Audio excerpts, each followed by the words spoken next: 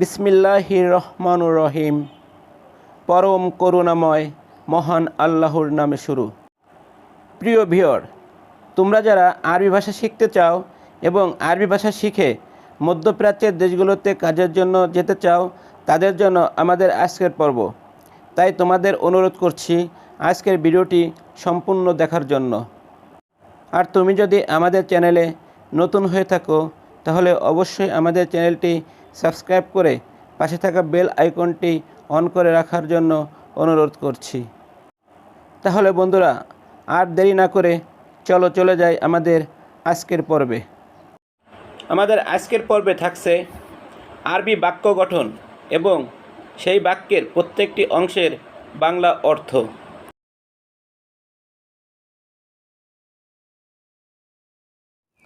এসো বন্ধুরা, আজকে আমরা এসো আরবি ভাষা শিখি এই বাক্যটি দিয়ে আজকের পর্ব শুরু করি। এসো আরবি ভাষা শিখি।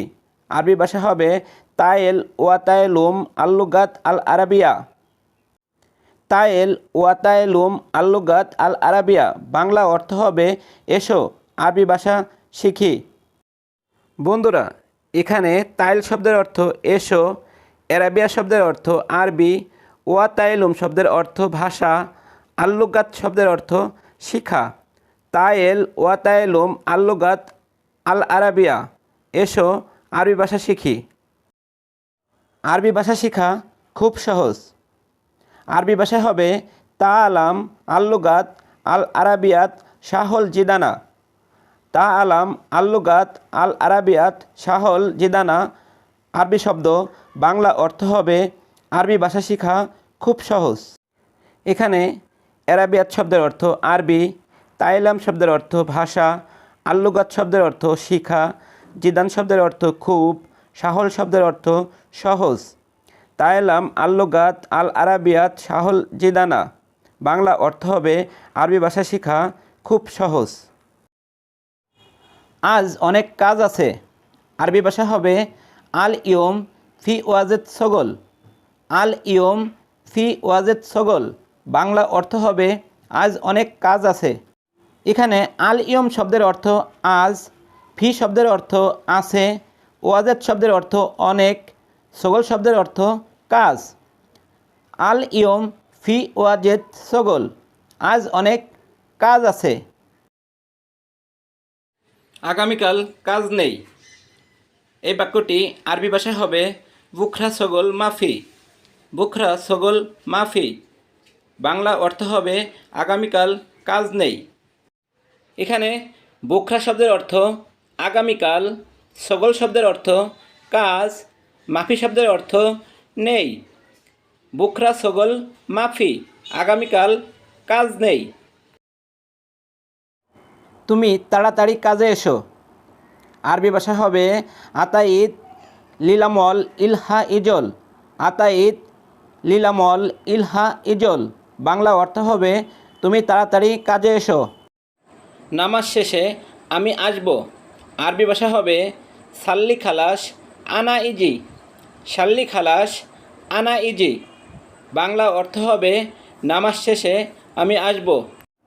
বন্ধুরা, এই বাক্যটিতে সাল্লি শব্দের অর্থ নামাজ, খালাস শব্দের অর্থ শেষ, আনা শব্দের অর্থ আমি, ইজি শব্দের অর্থ আশা।